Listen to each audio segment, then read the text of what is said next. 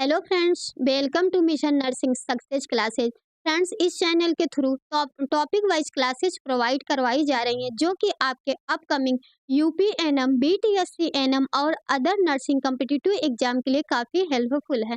साथ ही जो अभी डिप्लोमा कर रहे हैं जीएनएम एनएम उनके लिए भी ये क्लास हेल्पफुल है। फ्रेंड्स, आज का जो हमारा टॉपिक है अंडोत सर्जन मतलब कि ओवुलेशन पे है। तो चलिए हम देख लेते हैं आज क्या देखेंगे दोस्तों, ओवुलेशन के देखेंगे। इसके पिछले क्लास में हमने प्यूबर्टी को देखा था। आज की जो अपनी क्लास रहने वाली है वो किस पे रहेगी दोस्तों? ओवुलेशन पे। किस पे रहेगी दोस्तों? ओवुलेशन पे। देख लेते हैं डिफिनेशन। सबसे पहले हम क्या देखेंगे दोस्तों? ओवुलेशन का डिफिनेशन देखेंगे, ठीक है।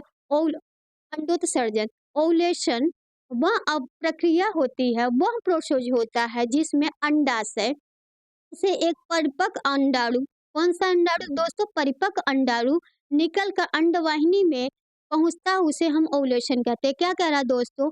ओवुलेशन वह प्रक्रिया होती है या वह प्रोसेस होता है जिसमें में से मेच्योर ओवम क्या होता है? मेच्योर ओवम रिलीज होके फैलोपियन ट्यूब में पहुंचता है, उसी को हम ओवुलेशन कहेंगे। फिर से समझिएगा दोस्तों, ओवुलेशन वह प्रोसेस होता है जब हमारा मेच्योर ओवम ओरी से रिलीज होके फैलोपियन ट्यूब में पहुंचता है, उसे हम क्या कहते हैं? ओवुलेशन कहते हैं। उस प्रोसेस को हम क्या कहेंगे? ओवुलेशन कहेंगे। आगे देखेंगे दोस्तों, आगे है हमारा अंडोत्सर्जन का समय। मीन्स ये हुआ दोस्तों ovulation, time of the ovulation. क्या कह रहा है दोस्तों? जो ओवुलेशन होता है उसका टाइम क्या होता है वो हम देखेंगे। कह रहा है सम्मान मासिक चक्र। कौन सा दोस्तों? सामान्य मासिक चक्र। मीन्स कि नॉर्मल मेंस्ट्रुअल साइकिल 28 डेज की होती है। कितने दिन की साइकिल होती है? 28। मतलब हर 28 डेज के बाद नई नई साइकिल आती है, ठीक है। होता है ओवुलेशन लगभग 14वें दिन होता है। कब होता है दोस्तों? 14वें दिन होता है, ठीक है।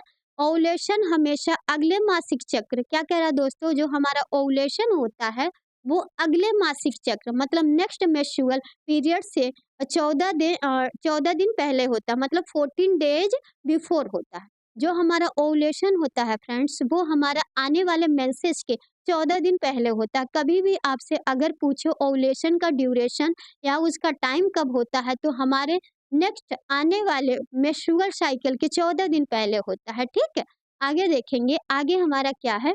आगे है हार्मोन्स इन्वॉल्व इन ओवुलेशन। जो हमारे हार्मोन्स होते हैं, कौन सा ऐसा हार्मोन्स है जो इन्वॉल्व होता है ओवुलेशन करवाने के लिए, ठीक है। तो सबसे पहले दोस्तों हमारा आता है एफएसएच। कौन सा हार्मोन्स आता है? एफएसएच। एफएसएच मीन्स होता है दोस्तों फॉलिकल स्टिमुलेटिंग हार्मोन्स। कौन सा दोस्तों? फॉलिकल और स्टिमुलेटिंग हार्मोन। ये क्या करता है? हमारा एफएसएच हार्मोन्स क्या करेगा? ओरी में जाएगा। ये जाके जो हमारे अनमेच्योर ओवम होते हैं उनको क्या करेगा? ये मेच्योर करेगा। एफएसएच का काम क्या होगा दोस्तों? ये जाएगा अनमेच्योर जो हमारे ओवम होंगे उनको क्या करेगा? मेच्योर करेगा। क्या करेगा दोस्तों? मेच्योर करेगा, मतलब परिपक्व करता है, ठीक है। फिर एक हमारा एलएच हार्मोन्स है। कौन सा हार्मोन्स? एलएच, जिसको ल्यूटिनाइजिंग हार्मोन्स बोलते हैं। वो क्या करता है? जाके ओवुलेशन कर, पहले हमारा एफएसएच गया ओरी में, ये क्या करेगा? ये हार्मोन्स को क्या करेगा? जो अनमेच्योर ओवम होता है उसको मेच्योर करेगा, ठीक है। फिर एलएच पहुंचेगा, वो क्या करवा देगा? उसको रिलीज करवा देता है। कहाँ रिलीज करवाएगा? फैलोपियन ट्यूब में, ठीक है दोस्तों। एक हमारा इस्ट्रोजन हार्मोन्स होता है। कौन सा? Oestrogen hormone. ये क्या करता है? यूट्रस की इंडोमेट्रियम लेयर को, कौन सा है? जो जो हमारे यूट्रस की इंडोमेट्रियम लास्ट वाली एयर लेयर होती है उसको क्या करता है? तैयार करता है। किसके लिए? प्रेगनेंसी के लिए तैयार करता है, ठीक है। आगे देखेंगे, आगे है दोस्तों ओवुलेशन के लक्षण। ओवुलेशन के लक्षण हम देखेंगे। साइन ऑफ द ओवुलेशन, अंडोत्सर्जन के लक्षण। मतलब कैसे हम जानेंगे कि ओवुलेशन होने वाला है, ठीक है, या हुआ है। तो देख लीजिए, पेट के निचले भाग में, क्या कह रहा है दोस्तों? पेट के निचले भाग में, जिसको हम इंग्लिश में क्या कहेंगे दोस्तों? Lower abdomen. कहाँ? लोअर एब्डोमेन में एक और, कौन सी साइड में? एक साइड में, वन साइड में हल्का दर्द। कैसा दर्द देखने को मिलेगा दोस्तों? Mild pain. सबसे पहला सिम्टम क्या आएगा दोस्तों? हमारे लोअर एब्डोमेन में एक साइड में हल्का पेन देखने को मिलेगा, माइल्ड पेन देखने को मिलेगा। कैसा पेन देखने को मिलेगा? माइल्ड पेन देखने को मिलेगा। फिर क्या कह रहा है?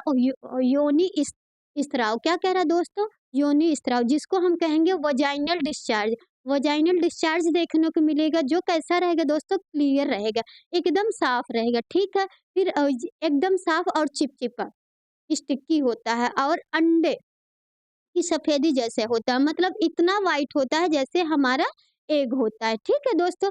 फिर आता है शरीर का तापमान, बॉडी टेम्परेचर जो होता है इंक्रीज हो जाता है। क्या हो जाता है दोस्तों, जो हमारी बॉडी का टेम्परेचर ओव्यूलेशन के टाइम में हमारे बॉडी का टेम्परेचर जो होता है क्या हो जाता है, इंक्रीज होता है, ठीक है। कितना इंक्रीज हो जाता है, स्लाइटली, मतलब थोड़ा सा बढ़ जाता है, ठीक है। फिर कहेंगे ब्रेस्ट का हल्का टेंडरनेस हो जाना, जो ओव्यूलेशन के टाइम देखिए दोस्तों क्या-क्या देखने को मिलता है, समझिएगा। सबसे पहले हमारे लोअर एब्डोमेन पेन होगा, पेट के निचले हिस्से में माइल्ड मतलब हल्का दर्द होगा, ठीक है। फिर क्या आता है हमारा जो क्या कहते हैं, वजाइनल डिस्चार्ज होगा, वजाइनल डिस्चार्ज होगा, कैसा होगा, वो क्या कहते हैं, एकदम लाइट कलर में, एकदम क्लियर रहेगा, और कितना क्लियर रहेगा, जैसे कि आपका अंडा, एग्स होते हैं उस तरीके से, ठीक है। फिर जो ओव्यूलेशन के टाइम हमारा टेम्परेचर भी बढ़ जाता है। दोस्तों जो ओव्यूलेशन के टाइम हमारा टेम्परेचर बढ़ता है तो वो कितना बढ़ता है, 0.5 फ़ारेनहाइट। कितना बढ़ जाता है दोस्तों, ओव्यूलेशन के टाइम हमारा टेम्परेचर कितना बढ़ जाएगा, तो 0.5 फ़ारेनहाइट बढ़ जाता है। हमारे जो ब्रेस्ट होते हैं वो टेंडरनेस, उसमें हल्का टेंडरनेस देखने को मिलता है। तो अभी हम लोगों ने क्या देखा, ओव्यूलेशन के लक्षण देखे, ठीक है, साइन ऑफ द ओव्यूलेशन, ठीक।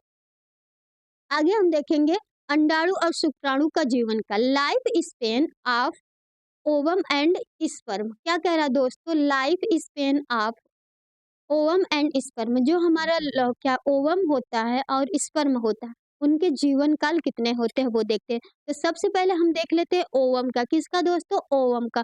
ओवम का जो क्या कहते हैं जीवन काल होता है दोस्तों, वो 12 से लेके कितना दोस्तों, 12 आवर्स से लेके 24 आवर्स होता है। कितना होता है, 24 आवर्स होता है, ठीक है। एवरेज इसका 24 आवर्स दिया हुआ है, ठीक है।